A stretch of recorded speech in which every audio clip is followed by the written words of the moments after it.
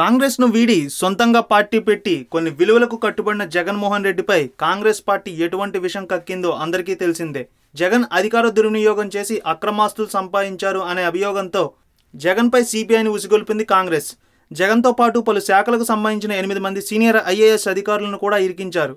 వారు కోర్టు ముందు తమతో దీనికి ఎటువంటి సంబంధం లేదు, మంత్రివర్గం ఆమోదించినవి తూచా తప్పకుండా చేశాం అని విన్న నాదుడే కరువయ్యాడు.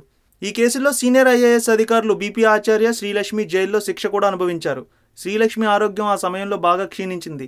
కానీ తర్వాత ఆమెకు బెయిల్ వచ్చినా కోర్టు గడప ఎక్కడం మాత్రం తప్పడం లేదు. ఇక మరో అధికారి శ్రీమతి రత్నప్రభకు హైకోర్టు ఇప్పటికే క్లీన్ చిట్ ఇచ్చింది. సిబిఐ ఆమెపై మోపిన అభియోగాలు కోర్టు కొట్టివేసింది.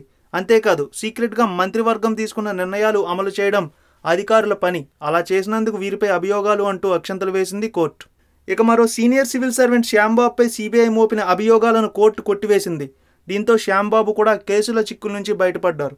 ఇక కొద్ది నెలల పాటు జైల్లో ఉన్న బీపీ ఆచార్య మీద జరగాల్సిన విచారణపై కోర్టు స్టే విధించింది.